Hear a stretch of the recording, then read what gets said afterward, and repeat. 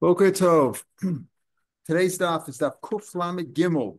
Kuf Lamed Gimel Basra. Again, a continuation from yesterday's daf, where yesterday we discussed the idea that if a man gives everything away while he's alive, he gives some of it to his children and some of it to his wife. She has relinquished her right. If she doesn't, unless she protests, she's relinquished her right to collect the ksuba from those assets. If he gets assets later on, that's different. She's entitled to that. But this is what the Gemara said that he says Amalei. So Rav Nachman said that Kivin also shutif ben habanim of the ksubasa. Once he made her a partner in his assets with his sons, once he gave it away, in other words, he gave up 100% of his assets, gave 10%, let's say, to each of 9 sons and gave her 10%, that's it. She's relinquished her rights to collect the ksuba from there, because basically she said, I'm forgiving it, unless she protested. That's what Rav Nachman's halacha was, and that's how we paskin. Now the Gemara tells us a story.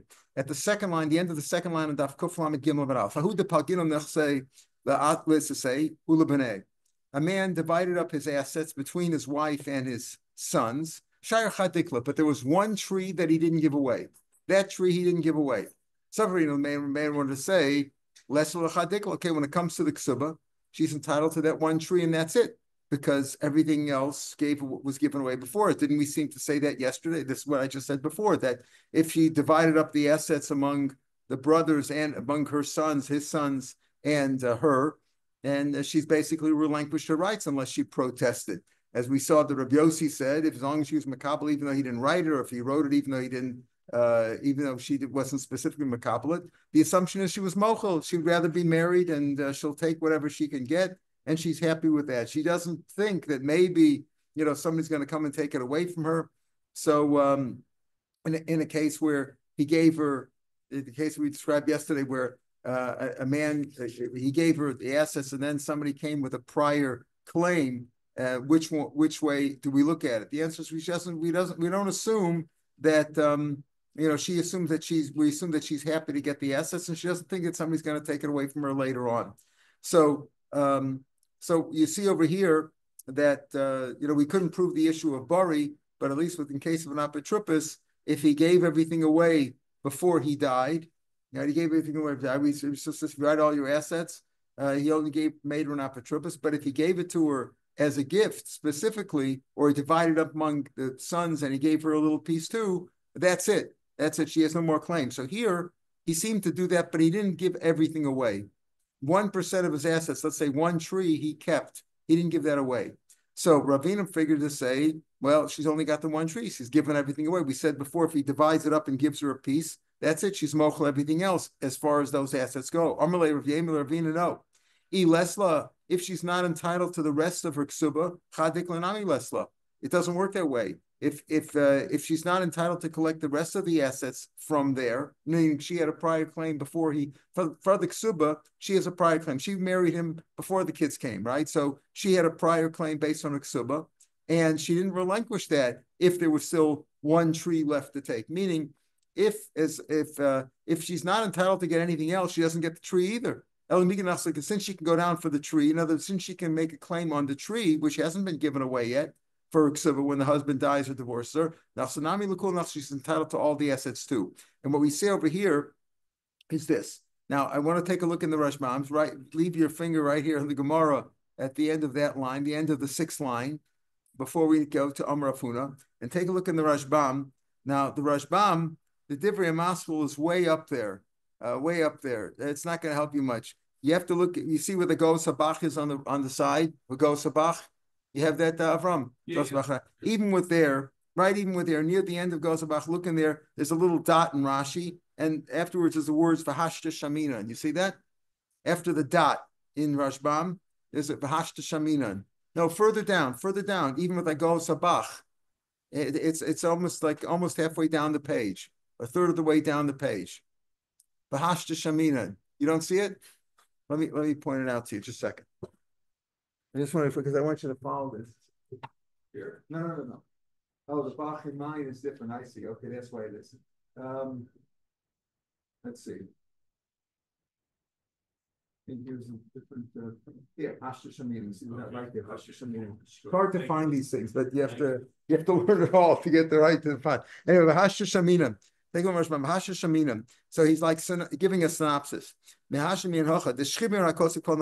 a man gives away, a man is dying, and he gives away all his assets, or he gives them away, gives to his sons in front of his wife. She gave her a little thing too. She was quiet. She didn't protest. He can give it to anybody else. He can give it to the church, give it to the whoever he wants to. But for now, the law cost of karka, he gave her a little piece.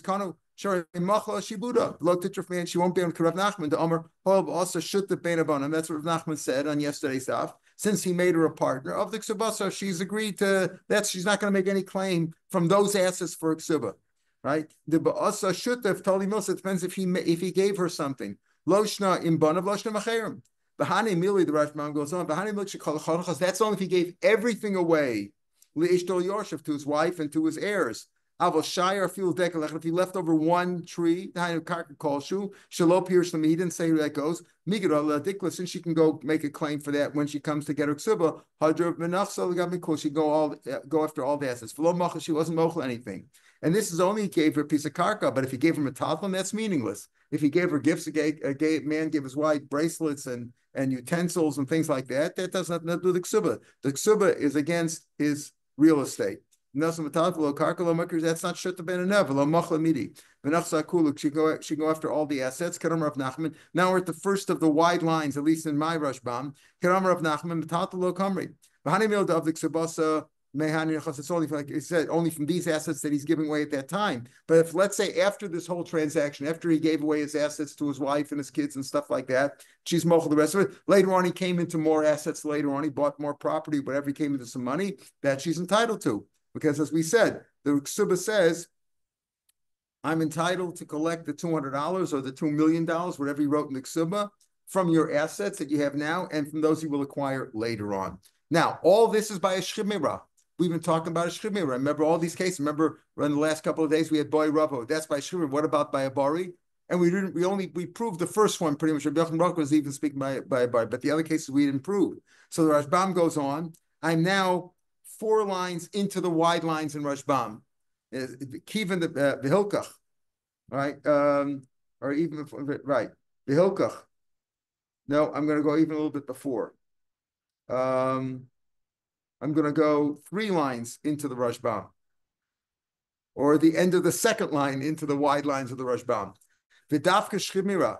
You see that the end of the, do you have that? The end of the second of the widest of the wide lines in the Rashbam. V'dafka shchimira k'ramalea on this on avobari shechal chasam zman. Let's say a healthy person gave a person who's alive, not dying, gave all stats associated with gam kosav gam lo kosav gam lo because of gam lo karka kolshu, and he gave her a piece of land too.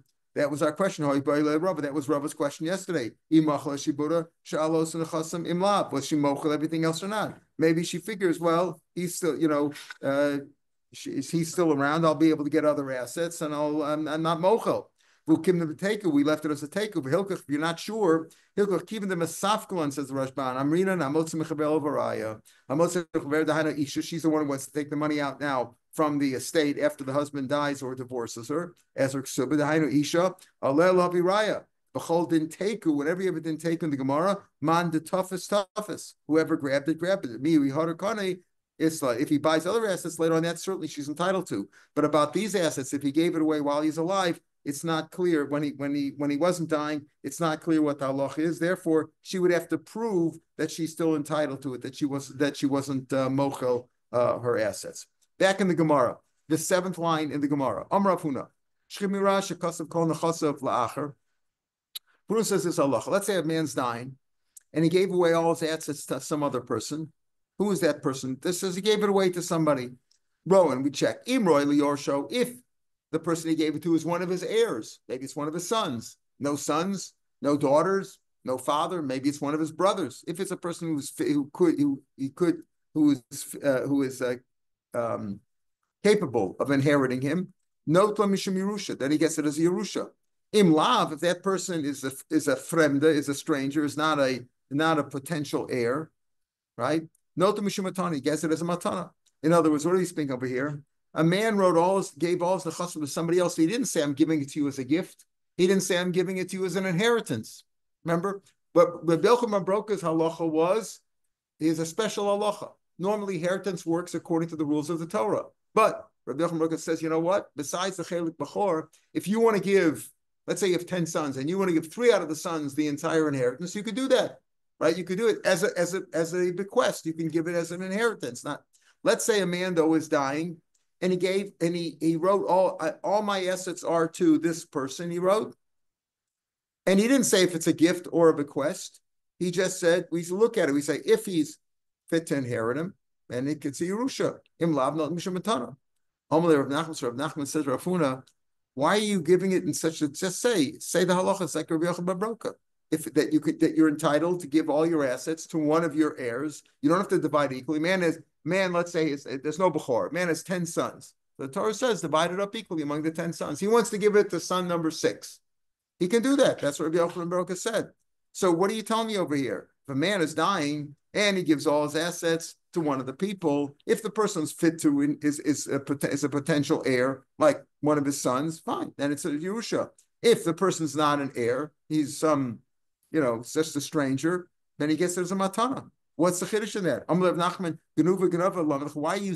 Why are you like stealing your way in? If you want to say if you owe like Rabbi Yochanan Broka, which is what you apparently are saying, that if a man is fit, that's what Mishnah said, Rabbi Yochanan Broka on Shabbos and Daf. Rabbi Yochanan Broka say that if he's somebody that's fit to inherit its potential, right? If you have one son, you want one son to inherit, not the other 9 sons. If he's fit to inherit him, it's a good thing. So what's he's telling these basically, if you want to say lach Rabbi, say so. What you're saying is like Rabbi Yochanan. If a man gives everything away, and he doesn't say if it's a gift or it's a Yerusha, well, if he's giving it to one of his sons, it's Yerusha, like Rabbi Yochanan. So say Shmaitel Rabbi Yochanan, who does what? So why? So Rav Nachman protested to Rav Huna. Why are you telling me the halacha in such a roundabout way? If a man is dying, and he just said all my assets are to this guy.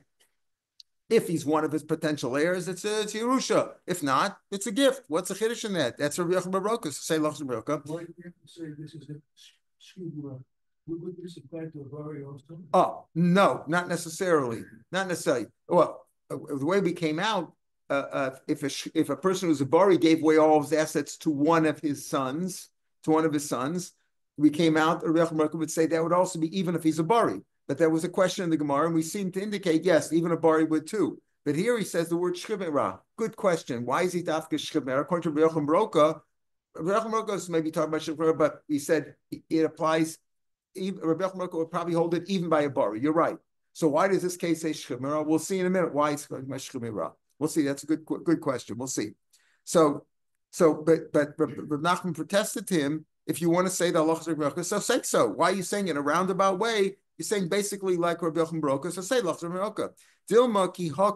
Maybe you're talking about this kind of a case. I'm trying to find an answer why you said it in the way you said it, and you didn't just say the Lach like Rabbi Yochanan. Maybe the case you're talking about, Dilma ki ha. Maybe you're talking about a case like this. I'll tell you what happened. If a man was literally dying, he was on his last breaths. All right, maybe that's your case, and that's why he talked about Shemra. Man was dying. But Amulei, and they said, listen, before you go, who are you giving all your assets to? Nifselaman, Dilma Leplenty, maybe it's to this guy, maybe it's to that particular person. And he answered him like a Jew, Ella Laman, who then? Right? Who then? Ella Laman, who then? That's what he said. He didn't say, I'm giving it to Jim or giving it to his son number 6. He said, Ella Laman. Maybe that was the case. There was a case like that. And you're telling me, you know what? When he said it like that, you know what? You look at it. Imroy liyarsho. If that person, that Plony, that was one of his heirs, I know number 6 works with you in the business. Maybe you want to give him everything. Is it him? And you said, who then? Imroy liyarsho. If he's a potential heir, no, takes it as Mishum Yerusha. Imlav. If he's not an heir, but he said he give it to that person, and the chiddush over here is that the Ela Laman, that's what he's saying. But the Rimagesh says over here He says, that's why I didn't say how. So why didn't he say still the same idea? It's the halacha Rabbi Yochanan bar Broka, that if you want to give one of if a man was his sixth son, so Rabbi Yochanan bar Broka says that already, that you can give it to one of your sons. What's the chiddush over here? That's why I didn't say halacha Rabbi Yochanan bar Broka. Ki oz lo yisi odeya shaloshin elo leman min. I wouldn't know that who then works, right? It's like a Jewish way of saying who then, you know, like we don't who then, if you answer with a question, who then? Maybe who then doesn't mean that. So he says, Ki oz lo yiti odeya shaloshin el leman mo'il helps. But you see, someone I might think she'enzu loshin merusha v'loshin matana. Maybe he's just being sarcastic, you know. Hey, you're dying. Who do you want to give it to? The orderly over there? Who then? What does that mean? He says, no, maybe that's the chiddush. The reason he said Bechem Broka is because Bechem Broka, we know, says if you want to give it to son number 6 out of all your sons, you can do that as a Yerusha. It's a Yerusha. Okay, but now you're saying, when he said who then, and that person it means, yes, give it to him. And we said, if that person is potentially, you give it to him as a Yerusha. If he's a gift, you give it to him as a gift. That's what I meant. Okay, that's what I meant. So he's really passing like Rabbi Yochanan bar Broka, but he's saying it in this way to tell you that even in a case where the guy was mamash on his last breath, and he said, who do you want to give everything to? To Jim over there? Who then? Yes, you listen to him. Now, if Jim was a son, he gets it as Yerusha. If Jim was a stranger, he gets it as a gift. So what difference does it make? He's going to get everything anyway, right? What difference does it make if he gets it as Yerusha or he gets it now? Now the man expired. The man died. That was his last words. Who then? And then he died. So we say, if it's Yerusha, Yerusha. If it's a gift, it's a gift. Now, what's the difference? He wanted to say, Rav Barabba said in front of Rava. Well, I'll tell you why. Imroi liyorsho, if he gets it as, if he's a potential heir, right? He's qualified to be an heir, like he's a son. So he gets it Yerusha, but then Almanos and Azanos Menechastav. What's the rule of the Ksubah? That his Almana gets support, got alimony support from the Yerusha. That's what he has to do that. If not, if it's not a Yerusha, it's a gift. Then she doesn't get anything. He gave it away as a gift. In other words, if Jim is a stranger, and then he doesn't, she doesn't get the support from the Yerusha. That's the difference. So Rava retorted to Ravada Barava, Migragor, is it worse now? Listen to this. Is it worse off now that it's a gift? Listen carefully. When you're alive, you can do whatever you want and give it away. It's a gift, right? If a man decides, he says, I'm giving son number 6 the gift of all my assets, that's it. It's done. It's not a Yerusha. It's a gift. It's done. It's done. He's still alive. Everybody's still alive. No problem. But after you die, you can't give anything away. After you're dead, dead is dead. After death, you can't divorce your wife. You can't give anything away. It has to be while you're alive. Now, you could say, when I die, I want it to be chal lemafreya from now, but you're giving it away from now. But you can't do anything after death. By a shchimera, the rabbis made a special halacha. A man's dying on his deathbed. We don't want him to be upset, and it might cause him to die quicker. So whatever he says is kiksubim sumradami. It's as if it's written down and given. But when is it really given away? After he dies. He didn't give it away now. He's giving it away as he dies. That means that he's dead now, and now it's going after death. And the reason you do that is because the rabbi said, mitzvah l'kaim divrei hames, he's dying, and it's a special halacha. So that's a special halacha drabanan, Rashbam explains. So I understand. If Yerusha, which is d'oraisa, that the son inherits it, but the rabbis made it takana, ksuba, she's entitled to eat from the Yerusha. So in a case where d'oraisa, she's entitled to eat, let's say, call it alimony or wife support, whatever you want to call that. So certainly where it's only a gift to Rabbanan, it only works after Misra. The guy's didn't give it away while he was alive. He said, give it, he's dying, please give it to Jim. Who then? And then he died. So you're giving it to him after he died.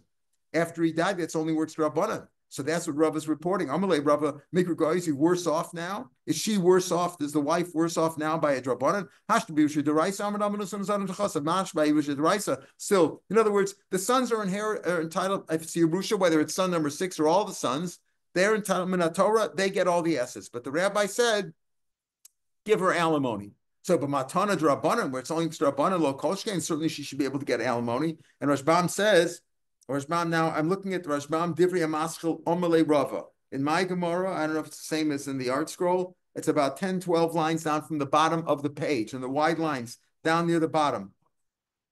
Up from the bottom, yeah. What did I say? Down from the bottom, up from the bottom. Up from the bottom of the page, about 10, 12 lines up. Omelei Rava, you see it? Because we give us a matana shchibmira. A man's dying, and he says, do this and do this. So we say it's like, you can write it down and give it away after he dies. It only was rabbanan. So you can't give something away after you die. It's a special takana. It's as if he wrote it down, so you shouldn't get upset. So because of that, she's going to be worse off if by Joraisa, where technically Minatorah, the sons get everything, the wife gets nothing. Still, the rabbi said, give her alimony. So when the rabbis made a takana rabbanan, he gave away something as a gift after he died. Certainly, she should be able to get she should be able to get alimony. Right?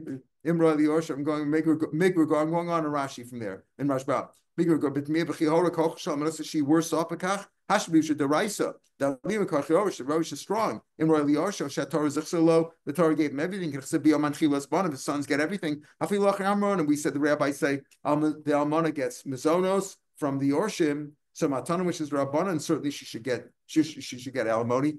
Back in the Gemara, 6 lines from the bottom of the page in the Gemara. Elam, it's a weird looking Gemara, right? There's no Tosfos on this page. Elam Arava. So what's the difference? What do we say? Again, what was the story? The man's dying. And they said, what are you going to do with all that? You have $1 million in assets. Who's going to get it? Are you going to give it to Jim? And he says, who then? And he dies. If Jim is a Yorish, is he Yorish? If Jim is a stranger, he gets it as a gift. What difference does it make? Either way, the wife should be able to get Mizonos from there. Elam Arava. Here's the difference. We had this the other day on Kuf Chav Testament Beis, right? He points out there, right? Kuf Chav Testament. He says like this: Rav Acha bar Rava sent this according to Belcham Broka, who says he got a Yerusha. Let's say a man says, I'm giving you everything, and afterwards give it to I'm giving it to you, you're number 1. Afterwards, I'm giving it to you, number 2. In my Yerisha and Roy Liosho, if number 1 was one of his heirs, the second guy doesn't get anything. Why? He didn't say, I'm giving it to you as a gift. He didn't say, I'm giving it to you as a Rusha. He just said, my assets are yours. My assets are yours. Or he said, Ela Laman. Right? He said, Ela Laman. Who then? Who's going to get your assets? And he says, Jim, who then? And he just said, I'm giving it to you. If the first one was, if number 1 was one of his sons, number 2 gets nothing. Why? If number 1 was not a stranger, but was one of his sons, then he's giving it to him as a Yerusha. According to Becham Broka, that you could yarshin to one of your sons. You could do it as Yashin Yerusha. She'ain Zelosh Matan Lashon Yerusha. The Yerusha ain't lehefsek. Yerusha cannot be interrupted. Meaning this: once you give it to your sons, once a man dies, a man cannot say, you know what, my sons are going to get the Yerusha, but when they die, I wanted to go to the church. I wanted to go to the shul. I wanted to go to some other organization. You can't do that. Once it goes to the heirs, it's theirs. It'll go to their heirs. They have no children. It goes to the grandfather if the father's dead. No grandfather, goes to the grandfather's children. None of those goes back up, all the way back up to Ruvain, back to the head of the tribe, right? That's the rules of Yerusha. You can't interrupt that. So that's the difference if it's a matana or if it's a Yerusha. Again, so what are we talking about? A man said, Rashbam says now 6 lines from the bottom of the page. 6 lines from the bottom. I'll come back to this before Elam Rabbi says like this. Yeah, 6 lines from the page. If the Shemar said Elo Laman, Bachrov, and then he said Bachrov Ploni. In other words, who's going to get all your assets, dying man? Jim. Who then? But after Jim, give it to number 2. Give it to number 2. No, Rowan. If Jim was one of his sons, no, takes his Yerusha, and then number 2 doesn't get anything. Because once the son gets at his Yerusha, it's his 100%. You can't interrupt that. The keeping also Yorish v'zachabit in Torah kikamer su achra v'achra ploni having mass mashakas Torah. You can't make a addition against the Torah. Then yachalak Torah Yerusha. Once a son gets his Yerusha, you can't take it away from him afterwards. You can't say after you're done, after you die, go with somebody else. Yorish kvar. Even if it says I'm giving it to you as an inheritance on the condition that after you die it should go to the shul, can't do that. But if you gave it to him as a gift, you could do that. Jim is one of my workers. He's not a family member at all. And I'm saying, Jim, I'm giving you this gift on the condition that when you're done or you die, I want you to give it to the shul. You can do that. A gift can be given on a condition. A Yerusha cannot be given as a condition. A Yerusha, once it's a Yerusha, the rules of Yerusha apply. Whoever gets the Yerusha owns it, and it goes back up. Now, I'm going to look now at Rashbam. 8 lines going back up, 8 lines from the bottom of the page. The mazon isha rabbanos lotar from Shabbat. Mazon cannot get hanimila matana gemura. In other words, let's say this: a man has $1 million. He's not happy with his family, and he gives everything away. He's dying. He still has his faculties, and he gives everything away to some friends, and left nothing for the wife and the daughters. She can't collect from that. Matana Gemura, it's given away. There's nothing there. Hanimila Matana Gemura, Bikini Romecher Gomer. Avamatna Shchimira. Here we're talking about for the Mazonos. We're not talking about for a Ksuba. For a Ksuba obviously was a prior lien. The Ksuba, he was obligated to her from the time they got married. But the idea of Mazonos that the rabbis added on, she's entitled to Mazonos, and the daughters are entitled also to, let's say, their dowry. That's that they cannot collect from the Chasim Mishabadim. But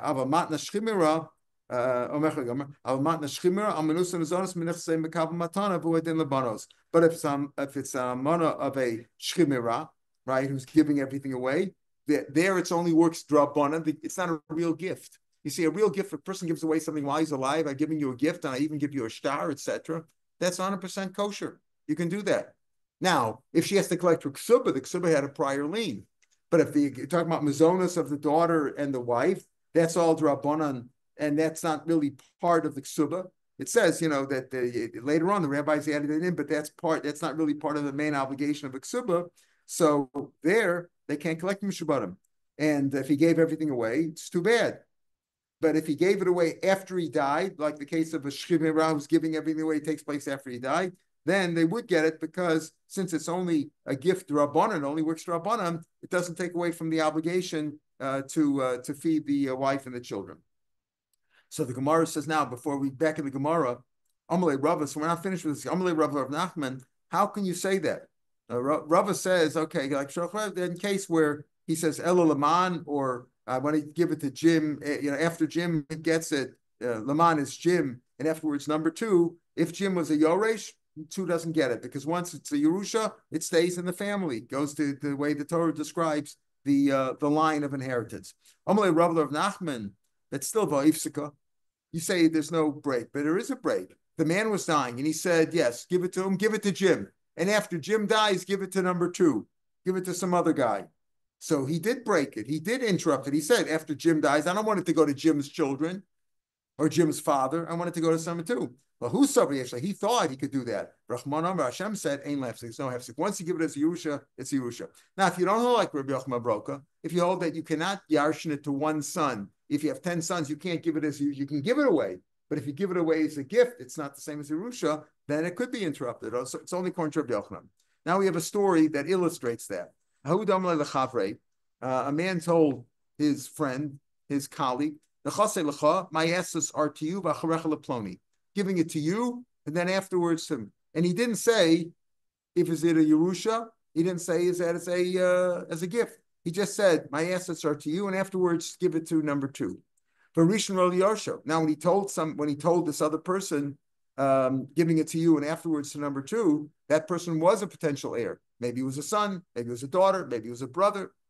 Havishachav Rishon. After he gave it to number 1, whoever that one was, died. Asasheni Katava. Now number 2 came and claimed it. He says, listen, I heard the deal. You gave it to number 1, and after number 1 dies, it's supposed to go to me. But number 1 was a Yoresh, was an heir. And therefore, once it's an heir, as we just said, Once an heir gets it, it's his. He can't take. It's not a gift. It wasn't a gift. It was a Yerusha. That's the thing, Yerusha and a matana. A matana, you could do whatever you want.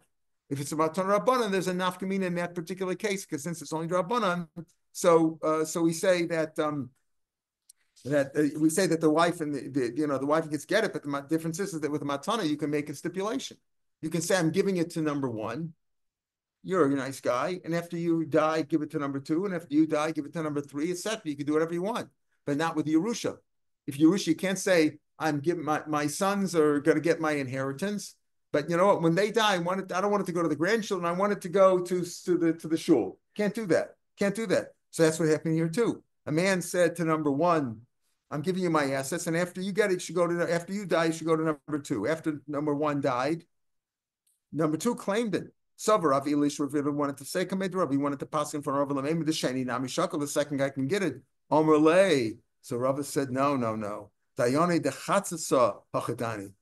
Let's call it bad judges. That's how they would judge.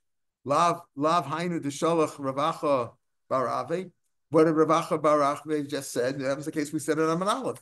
The Ravacha Barave sent a message according to Rabbi Broker that we paskin like. If you say Nechasei L'Chavach Rechel Ploni, and the first guy is royally Yarsha, let's say one of his sons, and then when son number one dies, it goes to number one's heirs. It doesn't go to number two.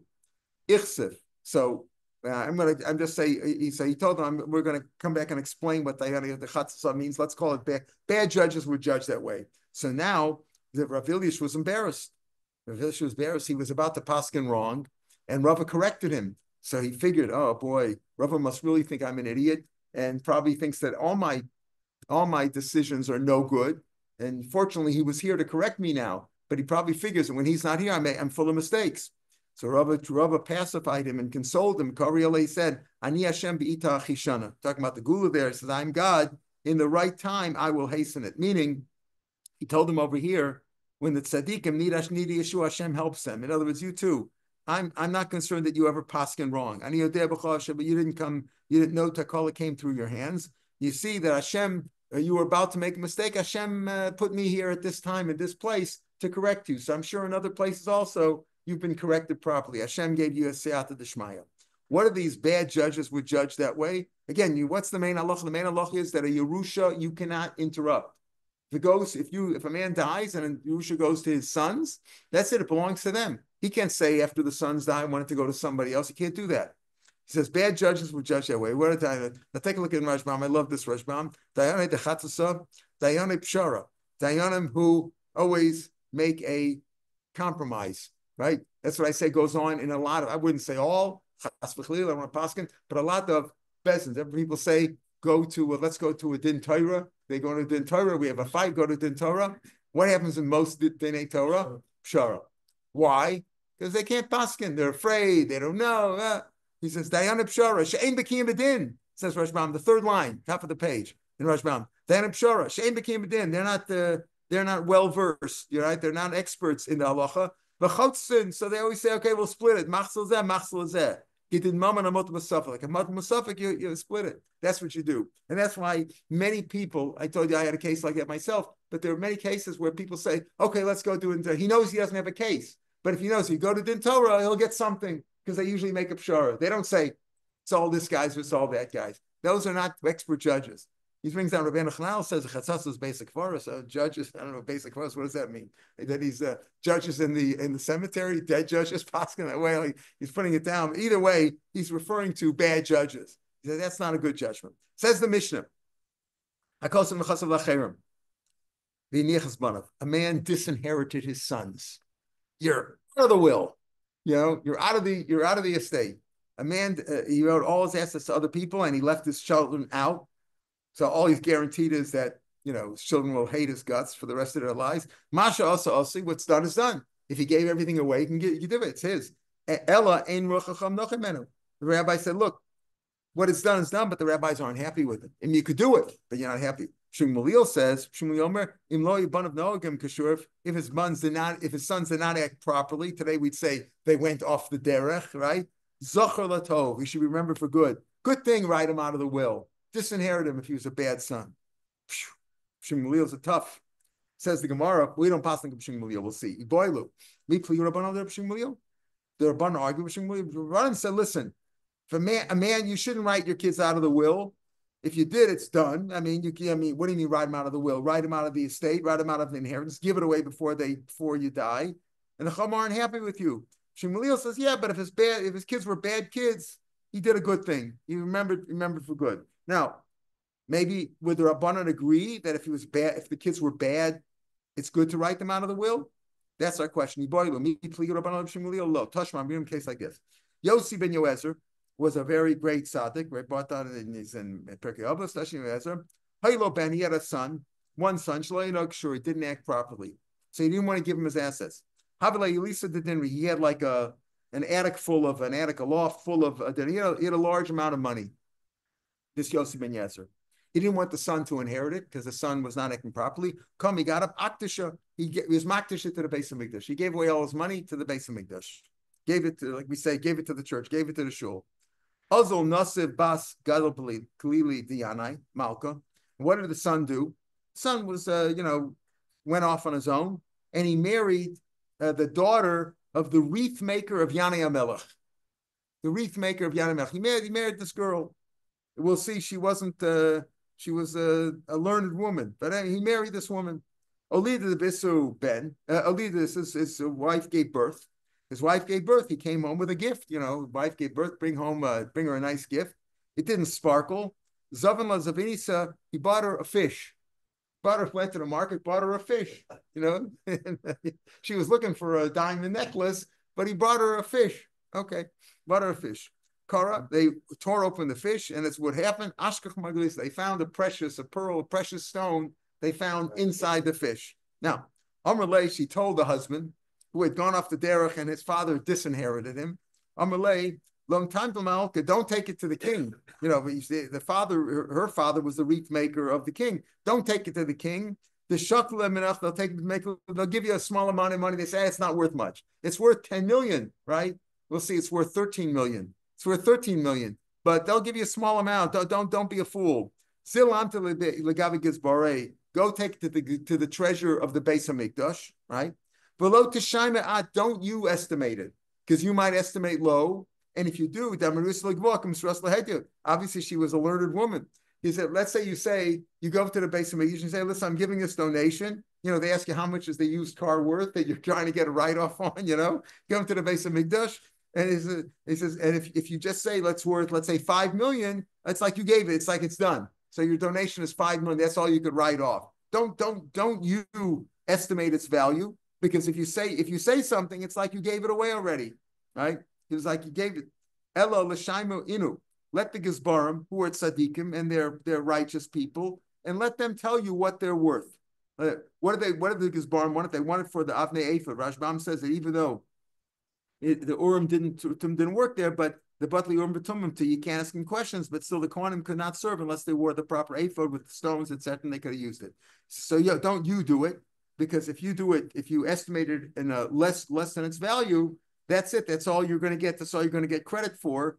And it's not just that. Like, let's say you want to give it to the Beis Hamikdash, and they'll give you cash for it or something, right? So if you say it's worth 5 million, you'll only get 5 million for it. Maybe it's worth more. So don't you estimate it. Let them estimate it. El l'shaimu inu.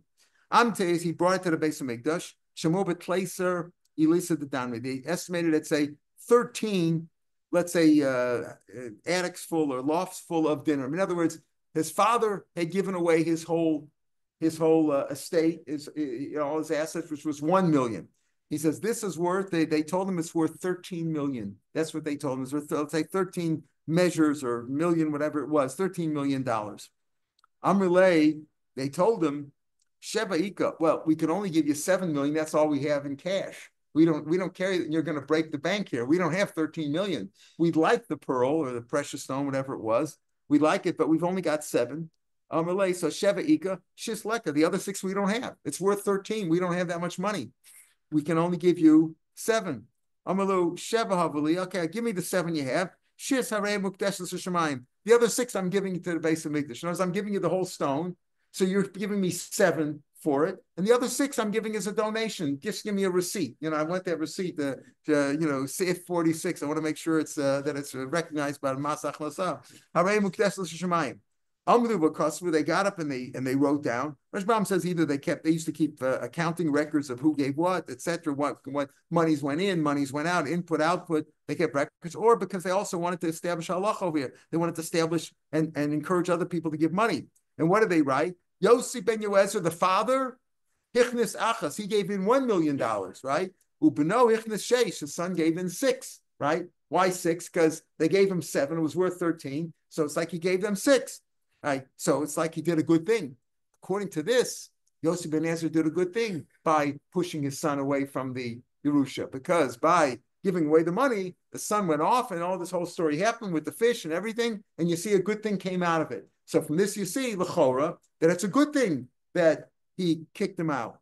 Economics, some say no, just the opposite. What they wrote was Yosef ben Ezra echnesachas. The father gave $1 million. Ubno hotzi sheva. He took out 7. The father gave $1 million as a donation. The father took away all the cash at the base of Mikdash had. Probably the 7 included the one that the father had given, right? He cleaned them out. Cleaned them out. That's not a nice thing. Should have given more. You cleaned them out. You know, you got a receipt for 6, but you cleaned them out.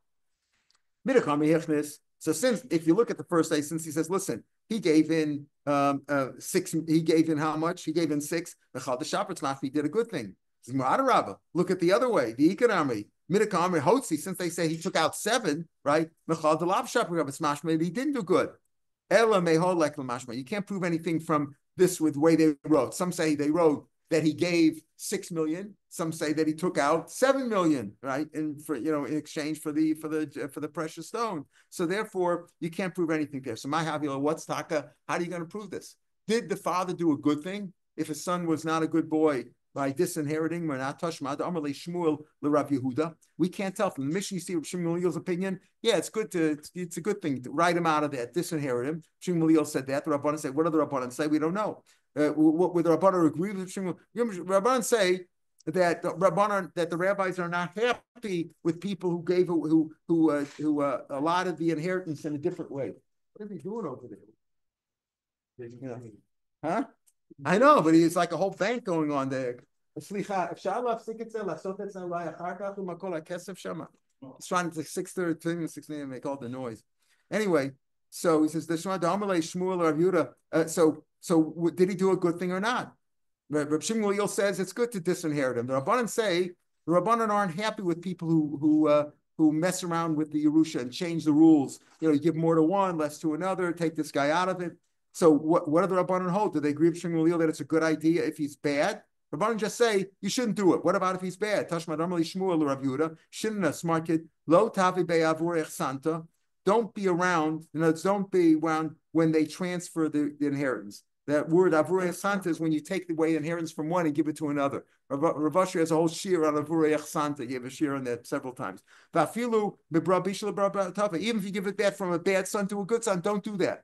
So certainly you shouldn't give it away from a son to a daughter who's not capable of inheriting anyway. So don't change the rules of inheritance in the Torah, no matter what. He says, even from a bad son to a good son. So clearly, Shmuel, when Shmuel held that way, Shmuel said to Rav Yehuda, he said that he would obviously go like, he didn't go like Shmuel, so he went like the Rabbanim. So when the Rabbanim say that it's a bad idea to change around the Yerusha or give it away to other people and take away the son's Yerusha, Shmuel was going like them, and Shmuel said, even from a bad son to a good son. So don't do that. There was a story with a man whose kids did not act properly. His sons weren't good. He gave everything away to the great tzaddik of the door, Yonasim Mazil. Gave all his assets. He didn't like the way his sons were acting. He gave Yonasim Mazil. What do Yonasim Mazil? We just established that even if your son is bad, don't take away the Yerusha from him, right? He took all the assets. He sold a third for his own use, right? To change, turned it into some cash. Hikdash, he gave away a third to the base of Mikdash. Good idea. The Hechsel and he returned a third back to the sons who were the unworthy sons. Ball of Shammai. So Shammai came to Yosef Mazil, but Makla Tamilo with a stick and bag, and like he protested. What are you doing? The father gave it to you because he didn't want his sons to get it. So why are you giving back the sons a third? First, he sold some to show that it's his. He gave some to Beis Hamikdash so that I could do with what I want. Then I started on my own. I want to give a third back to the kids. He says, if you could take away masha macharti, masha dashti, if you could take away the first two transactions that when I sold the third and gave away for the Meis Megdish, then I'll tell you, you could take away what I gave back, to this. Im lav, if you can't invalidate, right, cancel what I gave away and what I was makdish, you can't take away what I gave back to the kids. Omar, so Shammai said, he's slung mud at me, meaning he's answered me properly. Derech b'zayin, he's beaten me, right? You're just saying like he's beaten me. And what's the shot in that? Because the father didn't say, we're going to see from the next case, the Gemara is going to bring that on tomorrow. We'll see that tomorrow. If the father would have said, I'm giving it to you because I don't want my kids to have it. I don't want my kids to have it. So then he's like saying, I'm giving it to you on the condition that you don't give it to the kids. But he didn't say anything. He just gave it to him. He gave it to him. So Yosef Mazil saw fit to cash in some of it, give some to the base of Mikdash, and return some to the sons because he knows that it's proper for a son to inherit from the father and it's improper for the son to disinherit any of his children. So that's what happened over here. Yonasan Mazil apparently did the right thing. Shammai protested, but Yonasan Mazil beat him in the argument. Yonasan Mazil will see, Shammai was fooled by the following case that we'll see tomorrow. If a man says, I'm giving it to you on the condition such and such, then the conditions apply. But he didn't say that condition. He didn't make any condition. He just gave it to him. So he gave it to him. He could do with it as he pleases. All right, take him here tomorrow. Have a good day. He doesn't pull like Yochanan ben Broka? No, it doesn't. No. But Yochanan Broka doesn't disagree that a man can give away everything. But Yochanan Broka is not talking about giving everything away. Yochanan Broka says that if a man can inherit, can bequeath to one of his sons, even though there's other sons. He says you shouldn't. Right. Of course, you shouldn't do that. But is it effective? Rebbe Roker says it's effective, but the rabbis aren't pleased with that. Rabbis aren't pleased with that. Even if he's a bad son, you shouldn't do that. Rebbe Roker just says if you did it, it works.